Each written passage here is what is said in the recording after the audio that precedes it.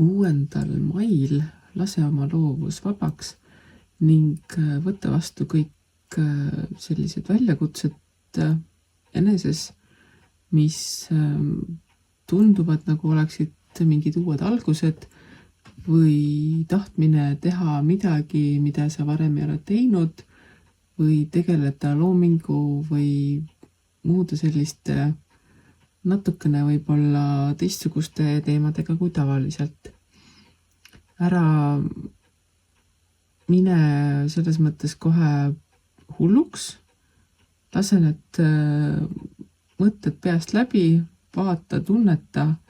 mõnega võid natukene mängida, harjutada, proovida, et lase nendel nii-öelda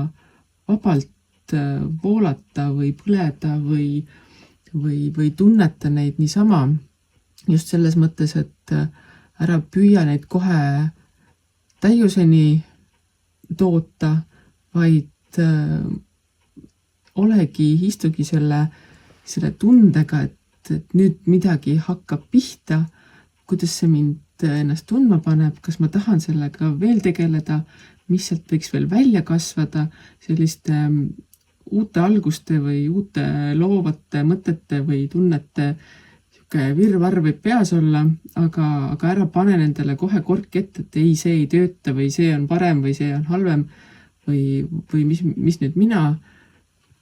Las nad voolavad, sealt võib tulla igasugust huvitavat ja mõned võivad ka lihtsalt susisedes ära lõppeda, aga oluline on just see, et sa lased endal unistada, sa ei võta neid unistusi